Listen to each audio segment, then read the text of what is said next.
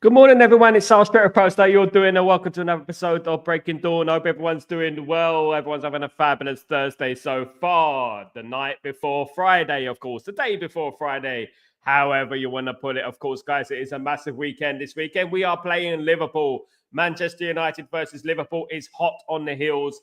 We haven't even recovered from the Newcastle game. I mean, we got Liverpool coming up, for goodness sake. You know, it's going to be a difficult game.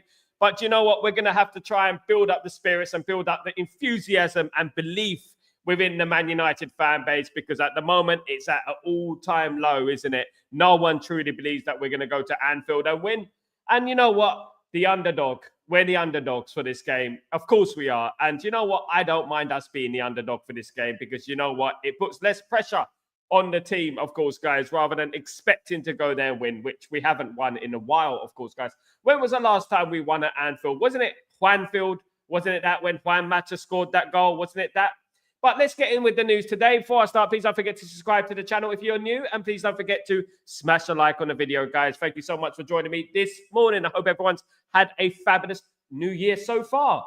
Guys, Manchester United are looking to offload some players. Manchester United are looking to do some deals in January, but that depends on Manchester United getting rid of a few players, whether that be on loan or whether that be a transfer fee. Manchester United are trying to take wages off the books. At the moment, the wage structure is too high. Man United are paying too much in wages, and to sign players, Man United need to get rid of a couple of players.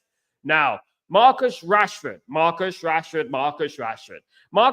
is one of the players that Rúben Amorim wants to sell, but Marcus Rashford is refusing to leave. Now, this is extremely, how would you say it, narcissistic and egotistical behavior for Marcus Rashford, that he is refusing to leave the football club and refusing to go on loan as well. So the key is for Manchester United to get rid of some of these players. This is where it's going to get difficult. Gutierrez, obviously the Sporting Lisbon player who played under Rúben Amorim, is interested in coming to Manchester United. But that all depends on Manchester United making some deals this January, of course. Now, we know that INEOS cannot afford money. Apparently, they're bringing their FFP. They're using all the excuses under the sun not to spend any money. Surprise, surprise there. But you know, if Man United managed to get rid of a couple of players, maybe Man United might be able to do some deals this month, of course, guys. January transfer window goes very quick. It flies by. It goes like a blink of an eye. You've missed it. So you're going to have to act quickly. And there are a number of players that Man United could potentially sign.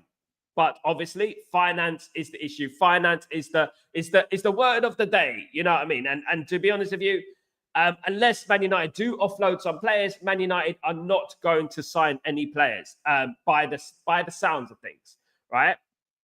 But Marcus Rashford is being forced at the football club in a way that he's not wanted. He's surplus to requirements. There are other players as well who are not wanted at the football club. Casemiro is not wanted at the football club, guys. Casemiro, Man United are trying to offload Casemiro to Saudi Arabia, with a number of Saudi Arabian clubs interested at the moment in Casemiro. So that is obviously one to look out for. But Marcus Rashford doesn't look like he's going to be leaving the club this window anyway. Whether he leaves in January, in the summer, or not is another story. Personally, I can't see Marcus Rashford leaving, you know, even though he should be gone at this football club. I really do feel so. Look, we cannot be absolutely harsh on Marcus Rashford. He's not the only problem. Let's remember that, you know, there are a number of problems at Manchester United that need to be addressed. But he is one of the big problems at Man United on his massive wage. And as is two players, there's Casemiro and there is obviously Marcus Rashford, who are on astronomical wages. And this is the problem. If we can get those players off the books, Man United will find it more easier to get players through the door, of course. Let's read some of your messages, guys. Thank you so much. Merry Christmas, Merry New Year, Happy New Year, and Merry Christmas, Fanactivate. Hope you're doing well. Welcome to the stream. Good to see you, mate. Absolutely. Happy New Year to you, guys. Can't wait to see the Deadwood shirted out. Big up. Oh, Happy New Year. Hope you're doing well. Good to see you, mate. Hope you're good. Doing an interview, telling I need a new challenge, and further telling don't want to leave. Absolutely. This is exactly the problem, MD. You know what? This is exactly the problem that Man United are going through. It's like Marcus Rashford will 1 minute tell you that, you know what, I'm looking for a new challenge going on various media outlets, and then suddenly he says, I'm not leaving the club. You have nothing to do with it. Stop lying. Stop spreading lies. This is the problem with Marcus Rashford. Marcus Rashford is not well. I'm not saying this in a bad way, but he just doesn't seem to come across that he's actually clued on. You know what I mean? Because he does things and contradicts himself by doing it. He says that if I was going to leave the club, I wouldn't announce it to the world and stuff. And then he goes on and talks to media and stuff and totally contradicts himself. It's mad, isn't it, at the end of the day, guys? Good morning, Randy. How you doing? Hope you're doing well. I hope everything is cool with you. Let's bring in some of the quotes. Of course, guys, there is some quotes knocking around, of course. Just want to bring in these quotes real quickly, guys, if you don't mind. Let me just get this up. There we go. Let me just put this up. Let's read some of these quotes out. Okay, so in regards to Casemiro, Casemiro has said, let me just read this. Casemiro could be sold as early as January transfer window by Manchester United, according to Fabrizio Romano. Various Saudi Arabian clubs are interested in Casemiro. Of course, Casemiro is Manchester United's highest paid player, of course, guys. So let's not forget that, of course. Multiple Saudi clubs remain attentive to Casemiro's situation. Al Ittihad made the most concrete approach over the summer. Al Nasser and Al Qasir are also interested. Al Ali are in the market for a holding midfielder, guys. So there you go. There is a number of clubs who are interested in Casemiro, and hopefully Man United can do a deal for Casemiro, which means they can bring in someone this month. But it all depends on deals such as these. It is so important that Man United do offload some of these players, of course, guys. Absolutely. In regards to Marcus Rashford, United are braced for interest in Marcus Rashford from Premier League clubs. There is sadness at United about Rashford's likely departure, but Rúben Amorim has decided that now would be a good time to cash in on the forward, and this is backed up by the club's leadership. Absolutely. I don't care about sadness within the club. I don't care about that. All I care about, and it's exactly what I said last night, is what Rúben Amorim wants and what is good for the football club. What is good for the football club is Marcus Rashford leaving. Sayonara, Tara. Absolutely. That is what it's all about. Is goodbye, Marcus Rashford. Thank you for your services, and we move on. Unfortunately, it seems like Marcus Rashford is digging his heels in. He is digging his heels in, and he's acting like throwing his rattles out of his pram, unfortunately. Okay, Marcus Rashford's priority would be a move to Spain, but Barcelona do not have enough money to register their own players. Never mind Marcus Rashford. Never mind new signings. And Real Madrid have a host of attacking players already. It would be incredibly delusions of Gundula to think that Marcus Rashford would go to Real Madrid and get in that team. You know what I mean? At the end of the day, he's not that guy.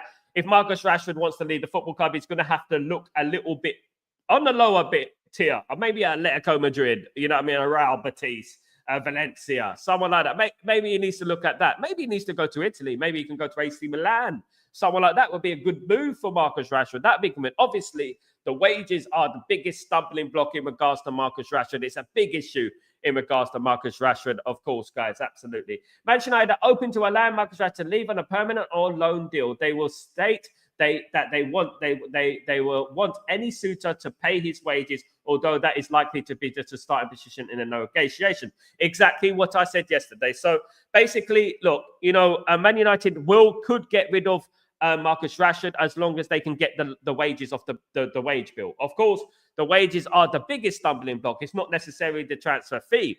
It's the wages. So Man United could get a big percentage, a big portion of the wages off, and the club that loans him could pay a percentage of the wages. Then Man United will be in a better position to do some deals, of course, this month. But obviously, this all hinges on Casemiro and Marcus Rashford. Now, if I was going to be a betting man, I would say that Casemiro is more likely to leave than Marcus Rashford. And the reason I say that is because Marcus Rashford is digging his heels in, and he's one of them guys who probably won't leave the football club just to do it out of spite. And at the end of the day, it just feels that way for me right now, guys. So that is some quotes for Marcus Rashford. Let me know what your opinions are in regards to Marcus Rashford, of course, guys. Matt, good morning. How you doing? On Talksport, they said that Bruno offered to donate to the Manchester United charity, but was blocked by INEOS. INEOS said it made them look bad if they cut charity funding and the players donated. Well, it does make them look bad because they are bad at the end of the day, what they're doing. At the end of the day, people can throw in all the excuses under the sun. Of course, there were rumors about the charity fund being spent on golf equipment and things like that and gambling. And there was all this sinister stuff going on. So obviously, there's a lot of things clouding this whole situation that, you know what, is multi-layered. But one thing I would say is that I don't feel that there's anything wrong with what Bruno is aiming to do, which is raise some money. At the end of the day, if they want to raise money, let them raise money. It makes INEOS look bad. INEOS are looking bad by blocking Bruno Fernandes from raising money. They're looking even worse than they're already looking like. You know what I mean? At the end of the day. So what they're doing right now, they're just obviously just digging a hole for themselves. They're digging a hole even further in at the moment, to be honest with you. If people or the players want to raise money for the charity fund, let them raise money for the charity fund. But at the end of the day, look, if they've blocked it, they've blocked it, and we have to move on from that, unfortunately. I don't agree with all the situation in what INEOS have done. But you know what? We just have to move on for it, and we just have to understand that this is the new Manchester United, unfortunately. Not the Manchester United I knew, not the Manchester United I grew up loving, of course. But at the end of the day, it is what it is, and we have to obviously just have to bite the bullet and just keep going. Do you know what I mean? At the end of the day, it doesn't make doing cost cutting and sacking people and cancelling Christmas party. Yeah, I mean, at the end of the day, look, you know what, MD, you know, at the end of the day, when we look at things like from a critical point of view, and we look at it and we think, okay, right, INEOS want to cut all these jobs. They want to cut the security guards and people like that who want 16 grand a year. You know what I mean? And, you know what I mean? It just gives me an air, right, of INEOS are more interested in cutting the poor bloke than the rich bloke. It just comes across that. I know that Ashford's rich, but I'm talking about in a general. But one thing I would say is that, you know what, this puts a lot of pressure on INEOS, obviously, more pressure than they would have had in the first place, because they need to prove something now. And this is January. January's open, guys. They did say that, you know what, we're concentrating what's on the pitch.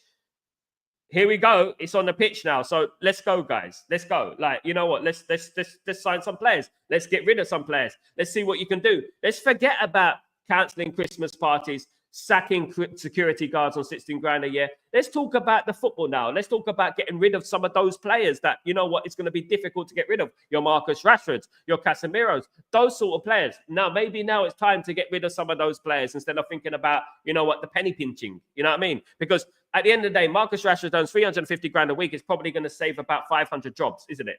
A week. You know what I mean? At the end of the day, come on, guys.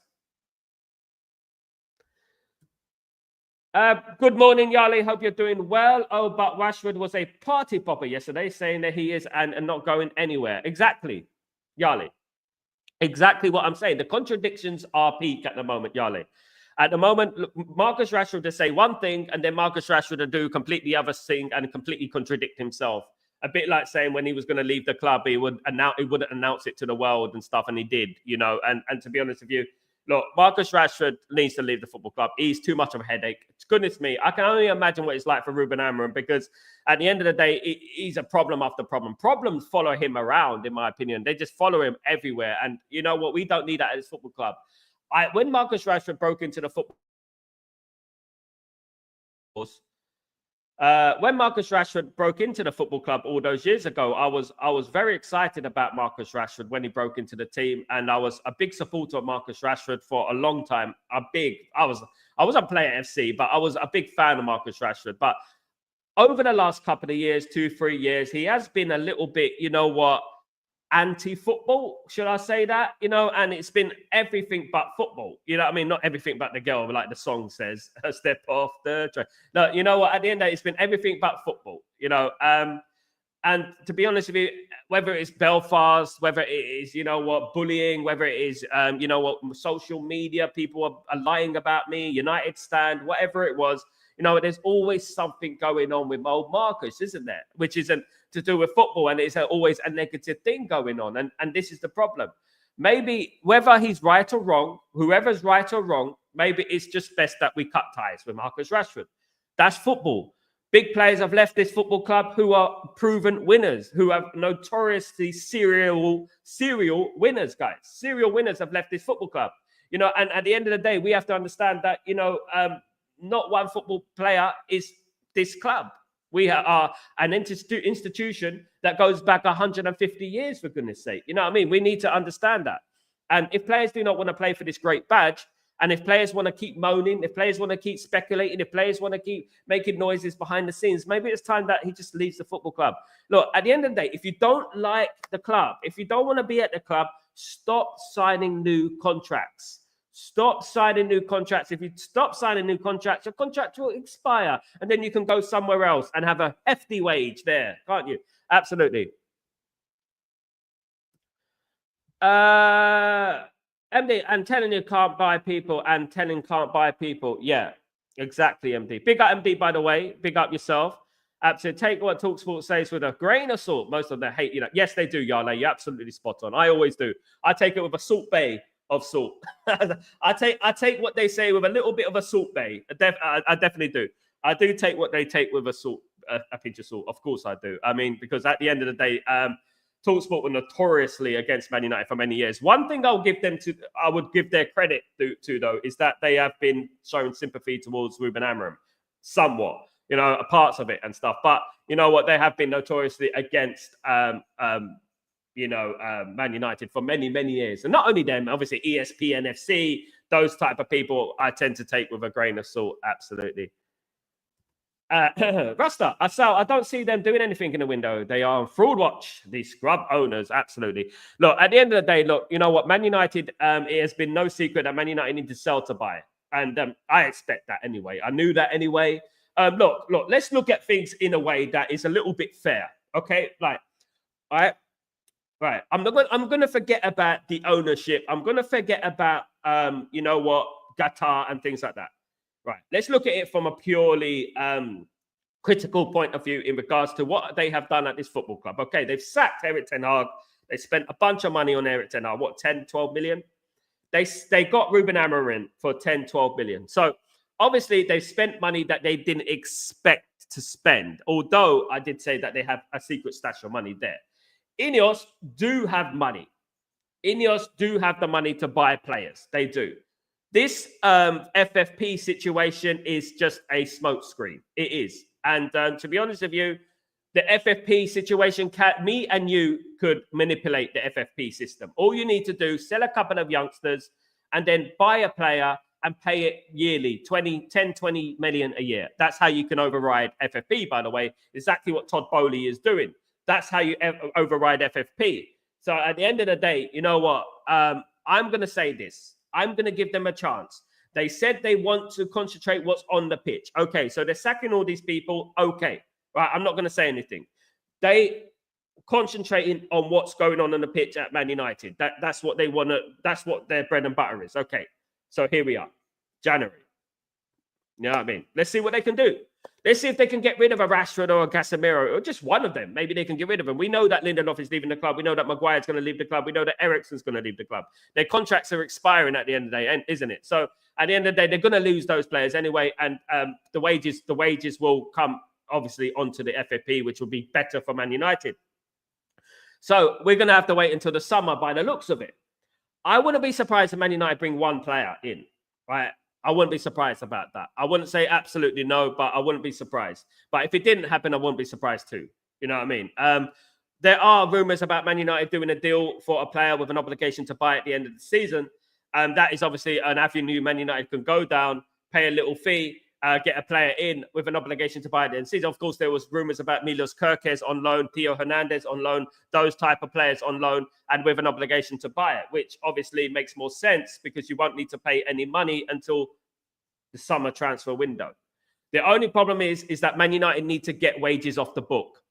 This is why Man United are looking to loan out some of the youth players. Now, Man United are looking to loan out some of the youth players. It takes wages off the book, and the wages, you get more chance of putting wages onto a player if you wanted to loan them with an obligation to buy coming in. Because the problem at the moment is Man United have a problem with wages. The wage structure is astronomical. Two players, Casemiro, Rashford, a total combined of almost £800,000 a week. Nearly $1 million a week. Just on them two players. So if Man United can somehow get rid of one of those players, cut the wage bill, they can bring in a loan player, right? Loan him out with an obligation to loan him with an obligation to buy at the end of the season. And then obviously they can take a few of the young players and loan them as well. Obviously, there's rumours about Harry Amas and players are going on loan. A couple of League One clubs and Championship clubs are interested in Harry Amas. I would like to see Harry Amas go to a Premier League club on loan if that is a possibility. But you know what? They are trying to cut some of the wage so they can bring players in. They're using the FFP excuse, of course, guys. So we have to wait and see. INEOS cannot block something a person does. That does not make sense at all. INEOS cannot block something a person does. Block what? Ali, block what? INEOS field is sporting department who are in charge of the economic department, Barada and the Glazers. Yep. They are. But they're the one who's sacking everyone. If they're not in charge of the financial department, you know, why are they doing the sackings? INEOS are getting offside with the fans. Yep, they are. Absolutely. This is the start of things, Matt. This is just the start of things. But look, you know what? At the end of the day, and I want to clear this up for you guys really quickly, right? This is not against, like me, I'm against INEOS, okay? I wanted a full sale, own it, whoever it was, whether it was Apple, whether it was Amazon, whoever it was, I wanted a full sale. But we didn't get that, okay? So that is over. What I want INEOS to succeed, I want you to tell you this right now. I want INEOS to succeed because all the work that they're doing behind the scenes, I want it not to be in vain. I want it to be successful. Of course I do. Because at the end of the day, if they are successful, Man United are successful, isn't it? At the end of the day. So look, regardless by hook or by crook, the way they do it, I want them to be successful. I just want you to clear that. I just want to clear that up with you guys, right? But at the end of the day, it doesn't mean that we cannot critique the moves that they're doing. You know, we can, you know what I mean? Because at the moment, let me tell you something. If results on a pitch improve, people won't really mention the owners.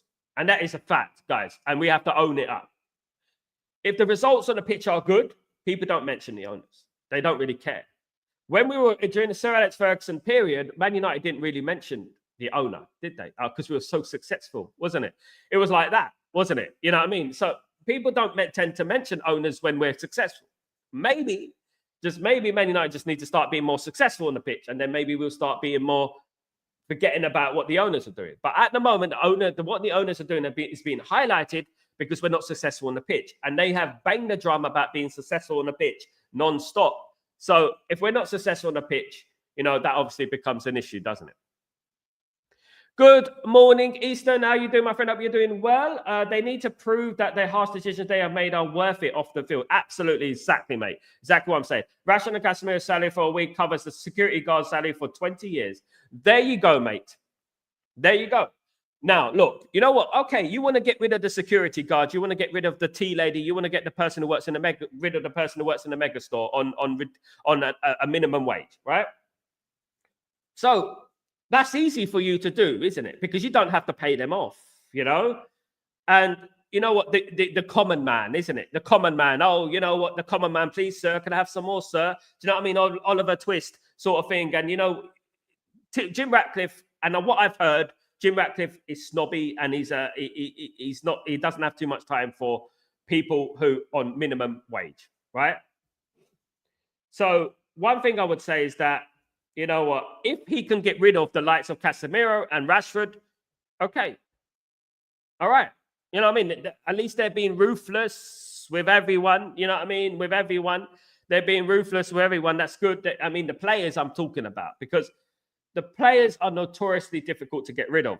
You know, someone on 370 grand a week like Casemiro is, or 325 grand a week like Rashford is very hard to get rid of.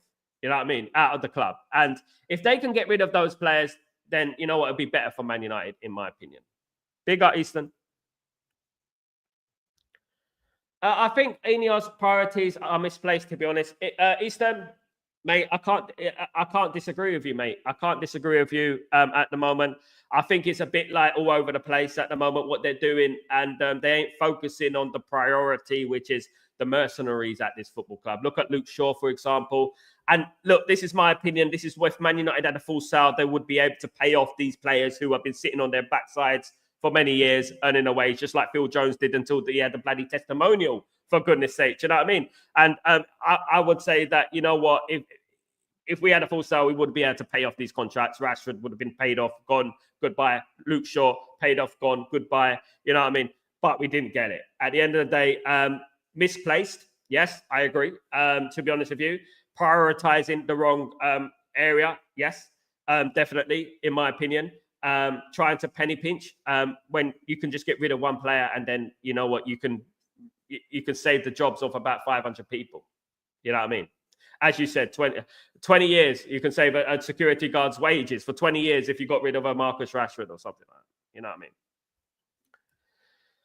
Liza Rami, good morning. How you doing, brother? I hope you're doing well. Rashford digging his heels in because the top tier clubs don't want him. Absolutely. Realizing that this is not as good as he thinks. The grass is not always greener, is it? He thinks he is in the world of he is in world football. He's people blowing smoke up his jacket. I mean, he's blowing. I mean, people. The problem with Marcus Rashford is that his agents are his family, and they have been blowing smoke up his backside for many, many years. And he's never been told anything wrong. You know, he's never been saying, look, Marcus, you need to do this, or Marcus, you shouldn't do this. Do you know what I mean? He's never been told that. He's always had smoke blown up his backside, as we know, you know. And to be honest with you, whenever, you know, now it's been a bit of an ego trip for him. So his ego has been hit. You know, they say about a narcissist, right? Or an ego, someone with an ego. They say the worst thing you could do with a person with an ego is attack their ego, right? For example. Now, for Man United, for Marcus Rashford to be on the transfer list saying, I want to move to Spain and blah, blah, blah, you know what? And then no one wants you. It's a bit embarrassing, isn't it? You know, that no one wants you. Real Madrid don't want you. Barcelona don't want you. Who else is in Spain? Atletico Madrid? You're going to go to Atletico Madrid. Okay. Who else? You know what I mean? Who else? Girona? At the end of the day, who are you going to go to? At the end of the day, it is embarrassing for Marcus Rashford because Marcus Rashford does believe his own hype. He did get a lot of praise growing up being at Man United for the last 10 years. He's got a lot of praise, which was some of it was warranted. Honest, some of it was warranted, some of it was not, to be honest with you, in regards to his talent. You know, he did have some good seasons at Man United. He's had a lot of bad seasons at Man United, in my opinion. So, yeah, definitely. You know what? He needs to leave, in my opinion. Definitely. I would be a ball boy for United for 5K a week. SLD, 5K a week? A ball boy is not getting 5K a week, mate. Definitely not. That's a lie. I know someone who's a ball boy at Man United, by the way. Bloody hell, he can't afford his own bloody pair of jeans. Definitely. Sometimes you do get footballers, young footballers who are ball boys. You do. Sometimes you get them, of course, and they do earn maybe £1,000 a week because they're a footballer, a youth footballer. You know what I mean? At the end of the day, sometimes. Good morning, Sanjay. How you doing? Hope you're doing well.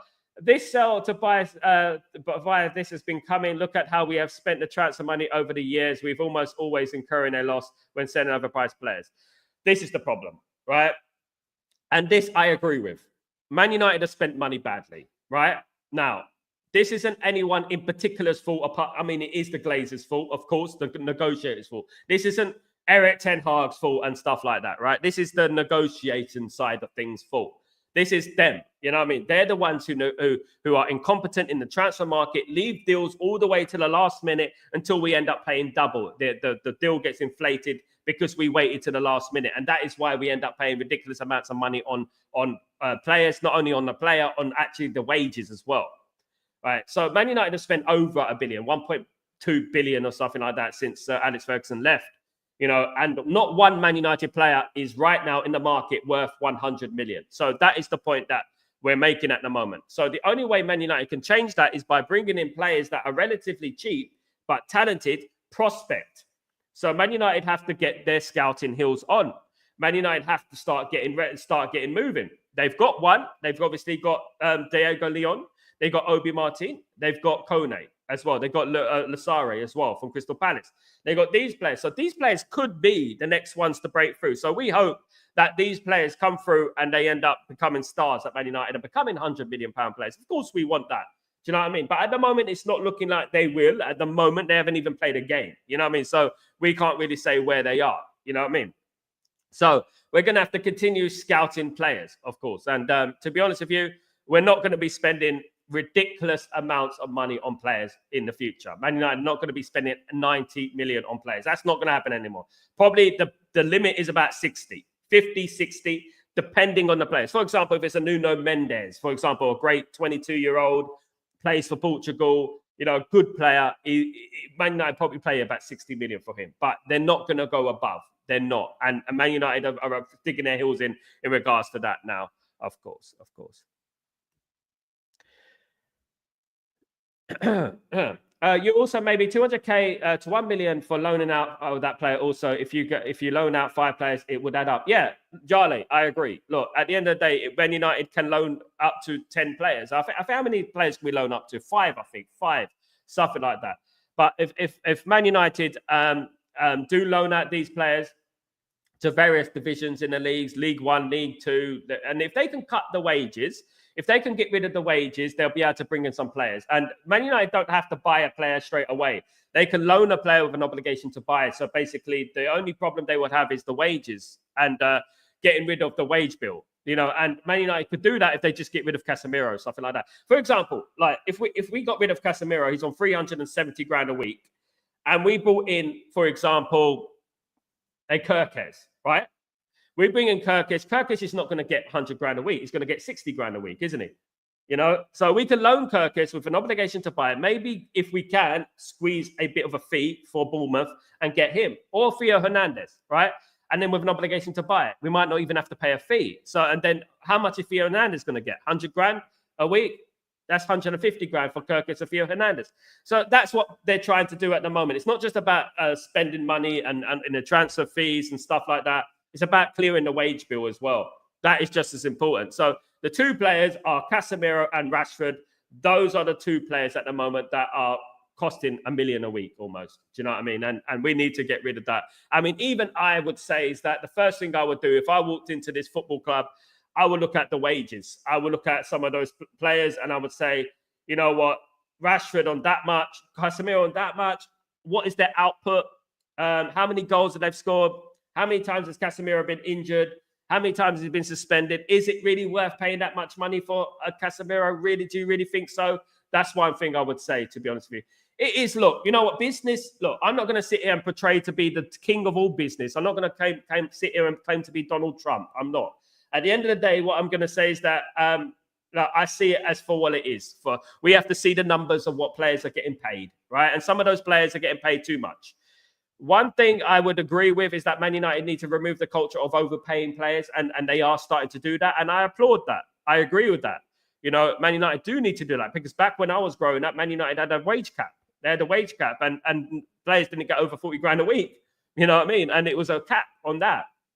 And I think that's what Man United players need to do. Man United as a club, as a whole, need to do now. We need to stop this culture of, we'll pay you to play for us. We'll pay you to play for us. It needs to stop that. We need to stop that. We need to look at and say, look, you want to play for Man United. This is Man United. This is who we are. You play for us or you don't.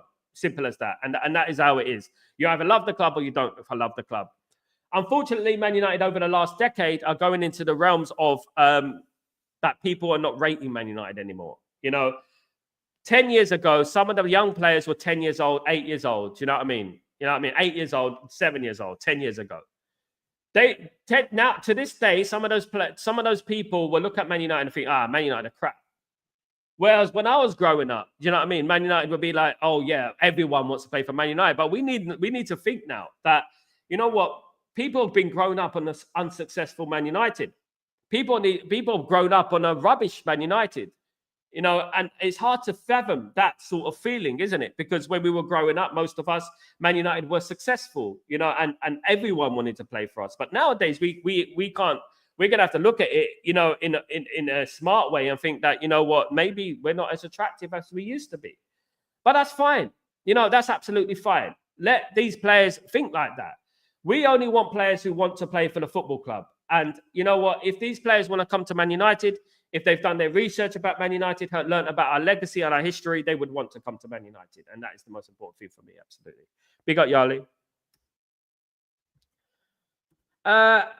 Rashford trying to run it back. Man United is the highest club he's going to reach. And for many years, I took advantage of the fans and stood by him. Rashford, I'm really disappointed in the way Rashford is going about things. I am. I'm sorry. You know what? I had a person on the stream the other day saying that I was too harsh on Marcus Rashford. Marcus Rashford scored over 100 goals. Marcus Rashford has had what? 400, 500 appearances for Man United, scored about 100 and something goals. In my valuation, that's something like a midfielder's talent, midfielder's numbers, a good midfielder's numbers. Ryan Giggs has got better tallies than him. Do you know what I mean? At the end of the day, look, I look at Marcus Rashford and I think, do you know what, mate, stop it, man. You scored a number of penalties. You know what I mean? You're not prolific. You are 1 in 3 season guy at the moment, and it's not working. All right, it's not working. And we could back you. We support you, but at the end of the day, the noises behind the scenes are this distraction. They're a distraction on the football club, isn't it? They're not doing us any good. Do you know what I mean? We should back Amorim no matter what. Absolutely, MD. I would say this, MD, my friend. Look, I would say this is that even if we get relegated, I'm backing Rúben Amorim all the way. I am not turning on Rúben Amorim. I will say it right now. Even if we get flipping relegated, I would support Rúben Amorim. I'm not sacking Rúben Amorim. Absolutely not. I don't think we'll get relegated. Absolutely not. I don't think we will. But you know what? Touch wood. But even if we did, I'm supporting Rúben Amorim all the way, guys. All the way. Productive 8. We need INEOS to succeed. They just don't seem to know much about football. Well, AC Nice will tell you that. You know what I mean? AC Nice will tell you that. Unfortunately, look, it was a lie. They're not big football fans. I mean, Omar Barada is. Wilcox is. Wilcox played football for Blackburn Rovers, of course. Christopher Favell, I know, is. Ashford, who's no longer with us, was. But to be honest with you, I don't think Jim Ratcliffe is much of a footy fan. I mean, I'm hearing all quarters. At the end of the day, look, I say it like this. Look, you just need to own it as a guy. Like, at the end of the day, if you are a Jim Ratcliffe and you have a Chelsea season ticket holder, you're Manc born and bred, you are a billionaire and you're a massive Man United fan, why don't you have a Man United season ticket? You know what I mean? Why haven't you got any pictures of when you were young with a Man United top? You know, you're not a Man United fan. That's okay. You know, that's okay. You're not a Man United fan. All right, that's fine. You know what I mean? But don't every single person who's supposedly supported Man United for 30 years plus, right, has pictures of Man. Look, I didn't have a pot to piss in when I was growing up. I had a camera and I had a Man United shirt. You know what I mean? At the end of the day, look, there you go. And to be honest with you, I got pictures in Man United shirts from various years. You know what I mean? Growing up, I can prove it. Jim Ratcliffe is a privileged guy, and he's got no pictures of him in a Man United top. There's nothing. There's no pictures of him at Old Trafford before the buy. You know, and we have to own that. We have to say that. Come on, is he really a Man United? But he's got a season ticket for Chelsea. I don't know. Maybe they have good caviar. I don't know, guys. At the end of the day, I don't know. At the end of the day. Bilal, yo, Sal, what's up? Big up. What's going up? Big up. What's going on? My friend. Hope you're doing well. Just talking about the ins and outs. Outgoings that Man United need to sell to buy, etc. Big up, Bilal. Hope you're doing well. I hope you're ready for the weekend, my friend. Absolutely. Good year for Sporting. Yeah. Big Ricardo Diaz, how you doing, my friend? I hope you're doing well. Big up. Good year for Sporting. It is a good year for Sporting. It's getting better for Sporting Lisbon, of course. Got a much love for the Sporting Lisbon. Big up Sporting Lisbon, guys. Absolutely fantastic club, the way they run. That's what I would say. Absolutely. Good morning, Earthfan. Playing for the badge is not enough. We need good players. Absolutely, mate. It's a multi-layer thing, isn't it, Earthfan, brother? It's a multi-layer thing. Good to have you back on the stream, brother. I hope you're doing well. Good to see you back. It's Earthfan, the legend, of course, guys. Really good to see him. Of course, as usual. Mark, big up, Mark. How you doing, my friend? Are we doing well? And so much United fan. Our wedding thing was a Man United, mate. Wow. There you go, mate. If I put a Man United theme on my wedding day, I'd probably get divorced. I couldn't put a Man United song on my wedding day. Yeah. If I put Glory, Glory, Man United or Come On, You Reds, I don't think it would go down well with my audience. I think that, I mean, fair play to you, Mark. You know what I mean? If I told my wife we're going to get married at Old Trafford on the pitch, I don't think she'll say yes. To be honest with you. I think it would take a lot of persuasion, and buttering up for her to do that. But to be honest with you, fair play.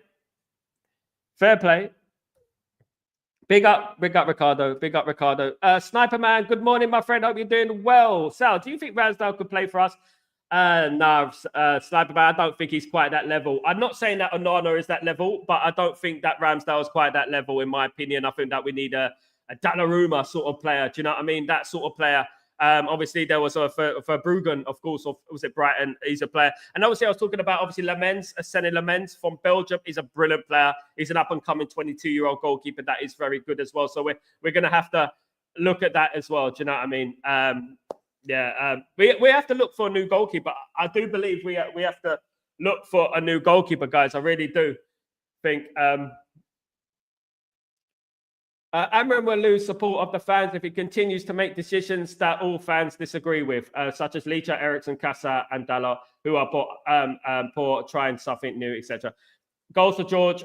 You know, one thing I would say, like at the end of the day, look, we have to blame him for certain things, but I do believe that Rúben Amorim will stop playing these players when they stop performing. I mean, when he finally finds out that these players are not good enough, I mean, the first thing Amorim needs to do is get the team that he thinks is his best team, all right? And then play that continuously for a few games and see how it goes. That's what he should do. At the moment, I don't think he knows what his best team is.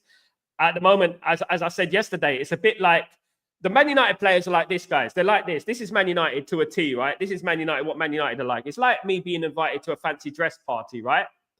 And I go to this fancy dress party, but my only form of disguise is a moustache, right? And then when I go into the fancy dress party and go, what you dressed up as? You know, I'm dressed up as a Man United player. Yeah, but you look the same. You got a moustache only. And then you rip it off and you look exactly the same. That is Man United's players. Everyone who comes on that pitch is the same. They're the same. They're just in different disguise. That's it, to be honest with you. And that is Man United, in my opinion, at the moment. You know what I mean? And to be honest with you, is these players are like, you know what, he's good, but he's got this wrong with him. He's good, but he's got this wrong with him. They've always got something wrong with them. So one of these players, Eriksson's good technically, but he's slow. You know what I mean? And this is the problem. There's always something wrong with our players. You know what I mean? At the end of the day, it's a problem. Big up, Irfan. Hope you're doing well. I'd rather have Kirkus over Mendes because of Premier League proven. What do you think, Sal? Mendy, you make a very good point, mate. Alex Ferguson always famously bought players who were Premier League experienced because obviously they know the Premier League. The Premier League is a different kettle of fish. I wouldn't be opposed to buying Kirkus. Maybe we should buy Kirkus. Maybe we should save the money instead of spending 60 million on Nuno Mendes. Maybe we should buy Kirkus, Milos Kirkus. And Milos Kirkus can come in January at a cut price, apparently. So, you know, if we can get a Milos Kirkus in, that would be brilliant. I would be happy with that, MD. You know what I mean? I would be. I'm a big fan of Premier League proven players. I like Rodgers of, obviously, Aston Villa. I do like Murillo of Nottingham Forest. These type of players who have Premier League experience, because the hardest thing to do is become Premier League experienced. And I think Man United have a bit of an issue with that. When the players are coming into our football club, they're generally not Premier League experienced, and it does take time. I'm not saying sign everyone for the Premier League, but I think generally your spine has to be Premier League proven, in my opinion, because it takes time. But you know what? A lot of our players have been at our football club a long time now, and they're still not picking it up, isn't it? You know, a lot of these players have been signed, have been at the club. They should have been, got used to the Premier League by now, in my opinion. You know, to be honest with you. But, at the end of the day, I agree with you, MT. I wouldn't be opposed to Kirkus. I'm a big fan. I think he's a very good player as well. Sniper Man, what do you think about Milinkovic-Savic? Oh, my goodness me. He is in Serie A and playing for Torino. He is a brother of Sergei, who is a Saudi and 6'8". And also, I mean, I know that Sanjay, not Sanjay, definitely not Sangai Milinkovic-Savic was wanted by Man United for many, many years. He was at Lazio, I remember, and Man United were trying to sign Milinkovic-Savic for a long time. I mean, that name just clicked straight away. Milinkovic-Savic again. Do you know what I mean? At the moment, what Man United need to do, Man United need to stop looking at players that are not proven and not going to improve Man United. Right now, Man United need a drastic improvement. We need to look at the player and think, is this player going to improve us? You know what I mean? And we need to look at that. At the moment, we've got, obviously, players in this position. And we need to look at that as well. You know what I mean? To be honest. But Yeah, I mean, I trust what Rúben Amorim wants. Mark, Ten Hag sold our keeper that could have stopped from the youth and keep Anana out. Mark, he made a mistake. He made a mistake selling Kovar. I'm a big fan of Kovar. I remember watching Kovar in the preseason. I thought, this guy's brilliant. This guy's solid. Who is this guy? Of course, ends up winning the Bundesliga for Leverkusen, of course. Brilliant player. And I thought we shouldn't have sold him. Absolutely. Just like we shouldn't have sold Carreras, of course. We shouldn't have sold him either. You know, incompetence of the highest order. But that is not just Erik ten Hag. That is their ownership. Ownership should have blocked that deal. They should have blocked it. Said, we're not selling him. He's good. You know what I mean? And to be honest with you, and obviously we sold him. Look, you know what? We're not going to get Fernandes if we don't sign him this month. You know, at the end of the day, the stipulation in the contract in regards to the 16.7, I think 17 million that we could buy him back. The buyback clause is going to expire. So I think that's not going to happen. Amorim's best team was the 11 against City. Yeah, I think kind of. To be honest with you, I think so. Ugarte. I can't remember the team, to be honest with you. Let me look at the team, what the team was. Let me have a look at that team, actually. Yeah, it was a good result. But we dominated that game, so to speak. But then you got to look at Man City and say, were Man City that good? Were they good? Or were we just, were we that good? Or were Man City just crap? That's what we need to look at. Do you know what I mean? At the end of the day. If I'm looking at that. Okay, look. So let's look at the Man United team against Man City. Okay, let's have a look at the lineup. Yeah, let's look at that. So Man United had De Ligt on the right, Maguire, Martinez on the left. Mazraoui, right wing back, Bruno Fernandes, Ugarte, and Dalot as the left wing back. Diallo, Højlund, and Mount. Mount got injured early, didn't he? Mount got injured early, and I think it was Mainu who came on. So Mount got injured early. Let's not forget that. Mainu came on after 14 minutes. So, yeah. Anthony ended up coming on for Mazraoui on the 78th minute, and then Xerxes came on the 78th minute as well for Rasmus Højlund. Well, it was a bit lucky, wasn't it, at the end of the day? It's still a similar side to what we're playing at the moment, isn't it, at the end of the day? Still a similar side, of course. Rashford has boxed himself in, saying he wants a fresh challenge because there is just the interest in him. Absolutely, absolutely, Chocomoca. Absolutely. He's realised that no one wants to buy him. No one wants to buy Marcus Rashford. Oh, Marcus Rashford, why doesn't anyone want to buy me? You know what I mean? It's going to hit his ego hard, isn't it, at the end of the day? How do you blame Amorim for players poor form? Absolutely. You can only trust new signings if you're in a position to experiment and try new things. Yeah.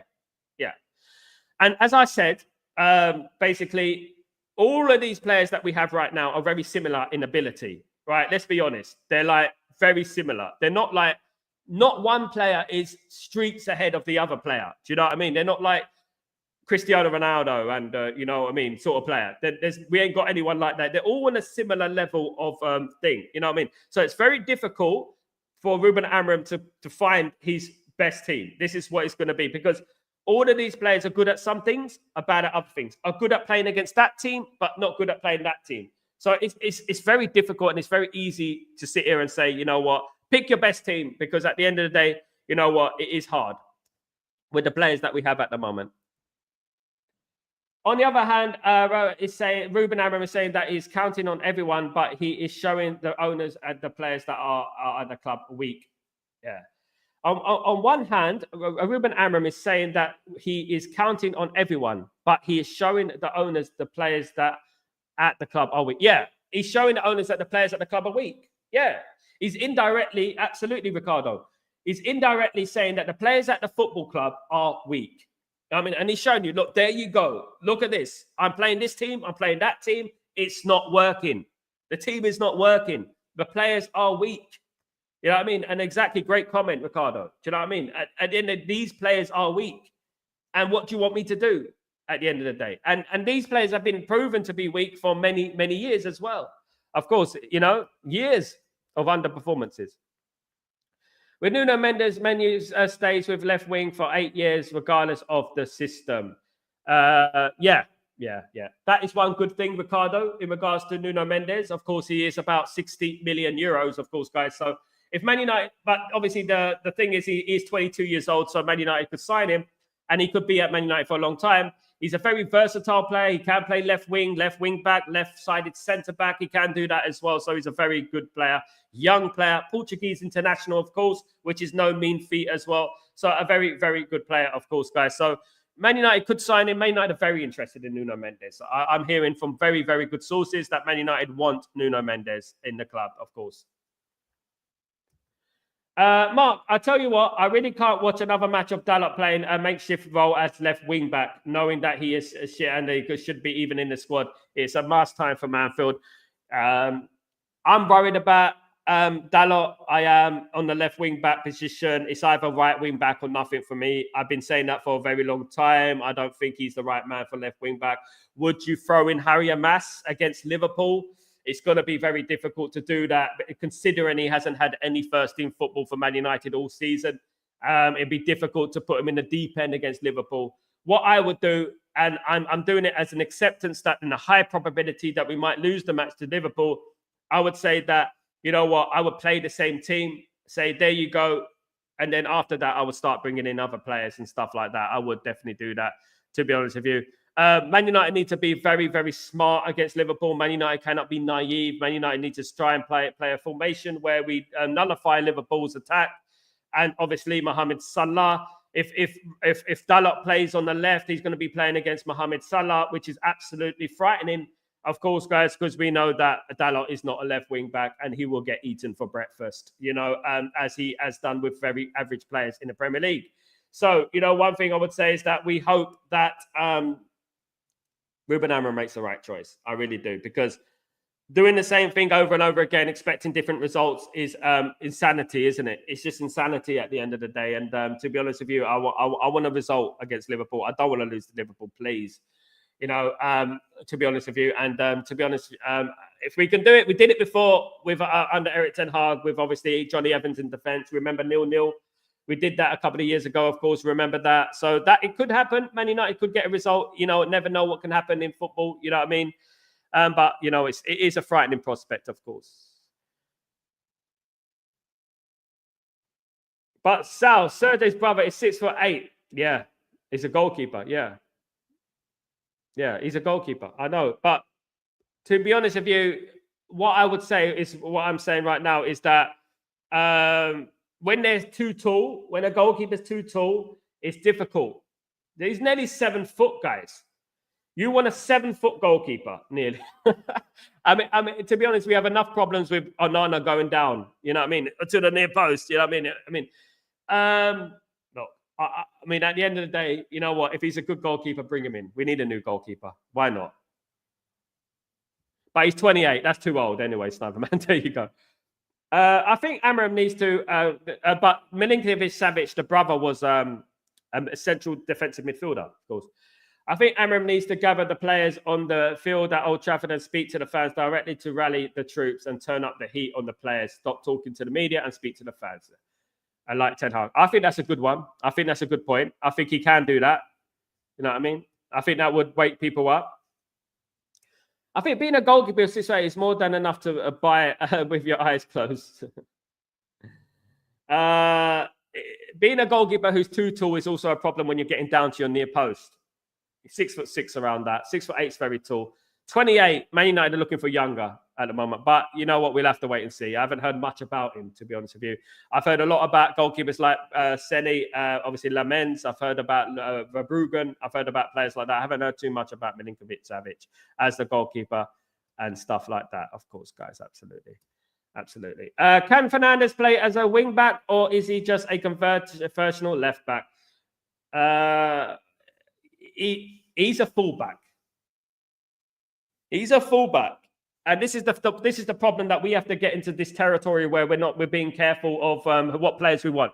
The wing-back system is a very specialized, especially playing the 3-4-2-1. This is a very specialist formation.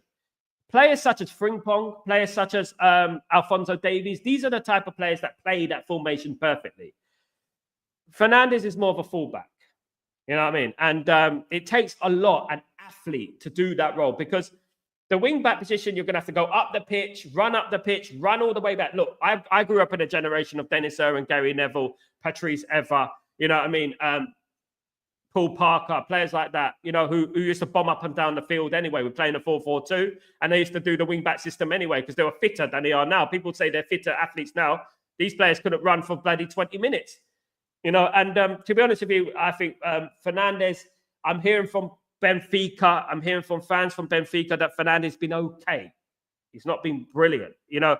And this is obviously the Portuguese league as well. This isn't the Premier League. Do you know what I mean? At the end of the day, MD Fernandes out, Manu in and up front with Leon and left wing back. There you go. Next season is a big season, of course. MD, we got a lot of big situations and a lot of big decisions to make next season, of course. Sal, do you think MU should look into Ricardo Riach even further? We did in the summer. Those who were here, Stapperman, you were here, wasn't you, during the summer? We were after Richard Rios, but his price tag was, they were trying to put a 90 million price tag on him, weren't they? Do you remember? To be honest with you, Man United are not going to pay that for Richard Rios. Good player, but you know what? Man United are not going to be in a position to be spending 50 million on players that are relatively unproven. You know what I mean? Especially in Europe. You know what I mean? So, at the end of the day, to be honest with you, good player, but I don't think Man United will be looking at him at the sort of price they were looking for during the summer, of course. Original, why do MUC players high wages when they just arrive? Because that it proves that you got a weak negotiator. Man United have weak negotiation skills in the past. I don't think Omar Barada, Wilcox, and all the other people within our midst have weak negotiation skills now. I think they're a lot better now. But I think in the past, the only way that Man United used to attract players is through money. Nowadays, like, for example, Xerxes getting 60 grand a week. You know what? Man United are going to be much more shrewd with the wages they're going to get. And which means this is why they appointed the people that they've appointed, so that Man United can have much more competent negotiators. At the moment, we have weak negotiators. In the past, we had weak negotiators, I should say. So that is why we enticed players with money. Of course. Of course. We would be crazy to not trigger Alvaro Fernandes buyback when we can get such a quality player for 16 minutes. Alternatives will cost at least double. He's just not that guy, Almac. I mean, I've been watching him. He's just not that good, as people are saying. He's not. Sorry. And to be honest with you, we can get him. He'd be better than what we have. Absolutely. I'm not saying he's not. But I don't think he's even a level of Diego Leon. I don't. In my opinion. And we got Diego Leon coming in. Would I activate the release calls? Probably. Because we ain't got no one else. If we could do it January, do it then. You know what I mean? But I don't know if they're going to do it this January. Just the thing.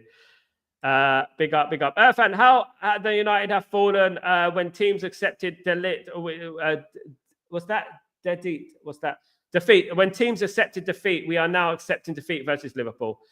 Irfan, I haven't accepted no defeat against Liverpool. I've said the probability we will lose to Liverpool, high probability, but my prediction is not we're losing to Liverpool.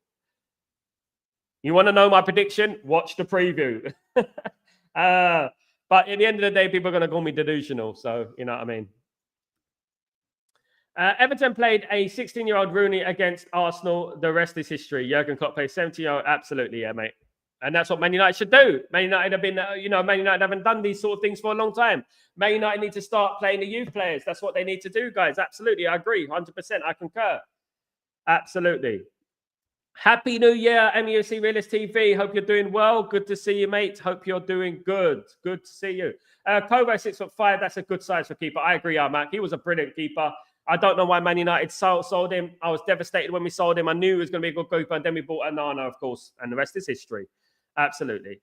I could take 3-0 now that they destroyed us at home, and we're confident now that they're a weakness again. Guys, I'm going to give you my prediction.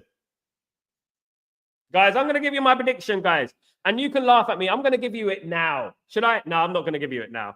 I'm not going to give you my prediction now. I'm definitely not going to give you my prediction now. Absolutely now. Peter Crouch as goalkeeper. There you go. Call him up. Original wages was only, I think, Murto and Deadwood had they convinced most of their signings to join United. They were the days when players didn't need to be convinced. Absolutely, mate. Spot on. Sal, the game of football is played in too hard, so is the season. Do you think we can turn it around? Yes, yes, Mick. I think we can turn it around. I'm confident we could turn around, but he needs some signings this January. I really do. I don't believe in some of these players, and I've lost the belief in some of these players. You know, I just feel like any time over the last few years, they will let you down at the end of the day. If you look at Rúben Amorim Sporting, he would build up the wing backs with most of their goals were built from wing back. Yes. And now Man U don't have a wing back, so that's why when you're losing. Yeah, the formation at the moment. Well, we have wing backs, but they're just not those wing backs that we need, isn't it, MD? They're not the ones that we need. They're not quite as good. You know what I mean? I like Mazraoui, but Mazraoui is more of a wing back than going forward, in my opinion. But he's been brilliant this season. Dalot is not a left wing back, by the way. Never.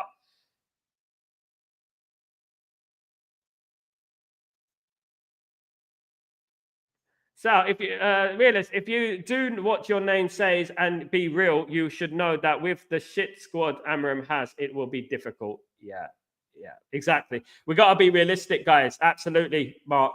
We got to be realistic. Yeah, I mean, as well. It's not like some of these players are not trying. It's just that they're simply not good enough. Not only good enough physically, but in talent-wise, but up here, they're not there. They're not got it. IQ-wise, they're just not got it, of course. Watch highlights of the United versus Liverpool for the past 5 years. David De Gea and the defense were horrible. People should stop praising David De Gea as he was without flaws and mistakes. He wasn't. No goalkeeper was. No goalkeeper was, of course. Guys, thank you everyone for joining me. Goals for George. Big up Goals for George. Big up Mark. Big up everyone who's joined me today. You absolute legends. Please don't forget to subscribe to the channel if you are new. And please don't forget to smash a like on the video. Also, I'm back later on, of course, guys, for Chatterbox, hopefully. Fingers crossed. So, guys, don't forget to join me. I will be here live for you for the watch along. Don't forget on Sunday. It's going to be a tough game, guys.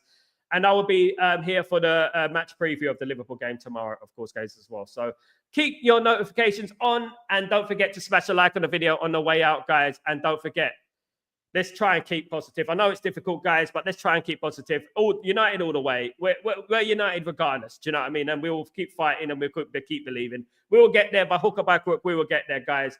Have a fabulous day, morning, evening, night, wherever you are in the world. Thank you so much for joining me today. You're absolute legends. You are the reason. Remember that. Take it easy, guys. Peace.